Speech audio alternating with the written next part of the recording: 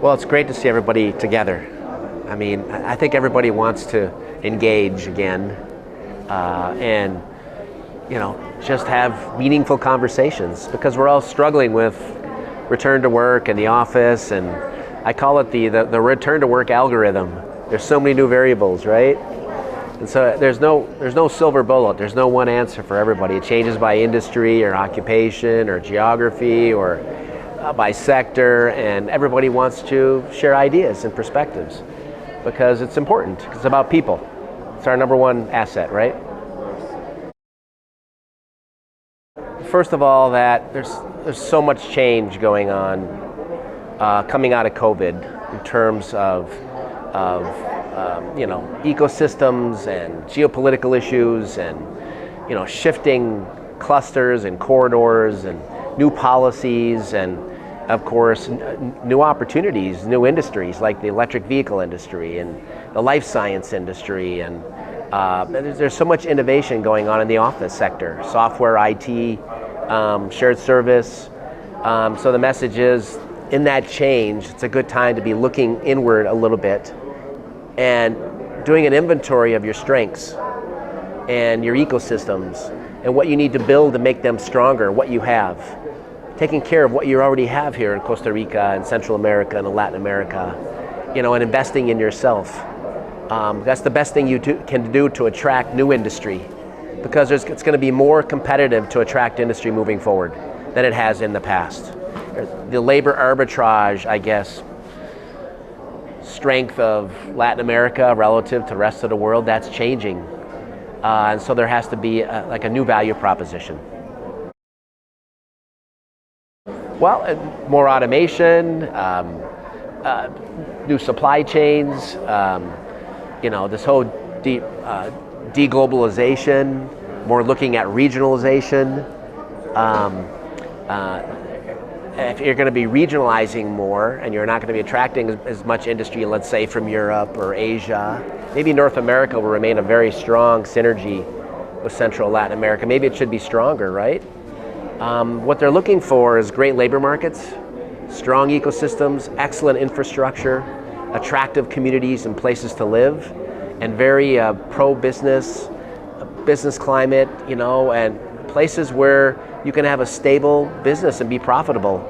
And that seems to just be a lot of disruption these days, right? Read the newspaper around the globe.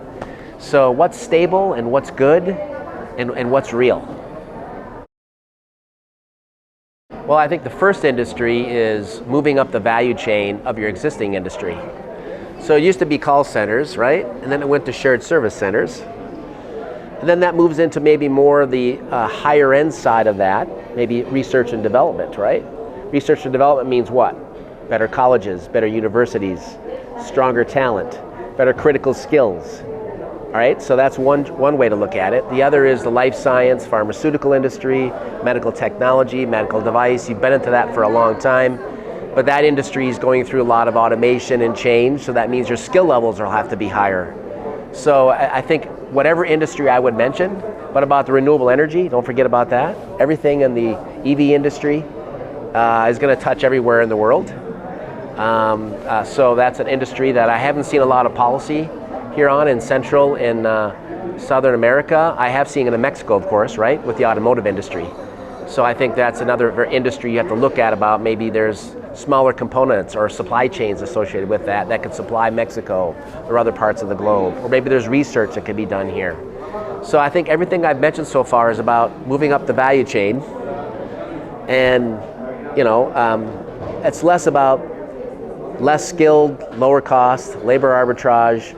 I mean, there'll still be companies that search the world for those places, but I really encourage everybody these days to look at their own clusters, their ecosystems, what they have now, and strengthen that, nurture it, invest in it. And that's basic things like infrastructure and educational systems, right? Well, deglobalization, the opportunity is about how you don't search the world for attracting, most of your GDP growth here to be new industry coming in. The opportunity of that is to look at your hemisphere here in the Americas and how that can be stronger, and how you invest in yourself. What are the linkages between Brazil and Chile and Costa Rica and Mexico and the United States? Trade agreements, stronger trade agreements. I believe the Biden administration is very interested in strengthening their Central America policy and their Latin America policy. I think there's a lot to be done there. The whole supply chain infrastructure side, ports, roads, bridges, broadband, internet connection. Is your internet connection really, really strong in Latin America, right down into the rural areas? That was a big issue in the United States. People felt left behind in the new economy, especially during COVID, when they could be connected to the world. So these are things where you have to invest in yourself in order to be more attractive if you do want to attract, but also for your existing industries. Every company that is a client of all of those service providers in there, they're all looking for better talent, better skills, better infrastructure, better supply chains, better public-private sector partnership, more attractive communities, more pride, better commuting systems, everything that's been disrupted in COVID, right? So the biggest message I love is more business retention, more nurturing what you have, and that'll be the best business attraction you could ever have in Central and Latin America. Well, I'll leave with a message from my father. I have a 94-year-old father now who's in hospice. He's actually, I'm not sure if he's going to make it by the time I get back home, but I'm here. He told me to go. And my dad always told me, it takes a village, Bob, sometimes to solve problems and to put your best foot forward. The next town over, the next village over, the next neighborhood over. So isn't it better that you all can work together on common things? Maybe you diverge on some things with your own, but coming together as a region, shared risk and reward. There's only so many resources you have in the world. Can you come together as one Central American region and position that business case to the world? You know, and by the way, if it doesn't happen in Costa Rica, you don't want it to go to China. You want it to go to Honduras or Nicaragua or El Salvador, right? Or Panama.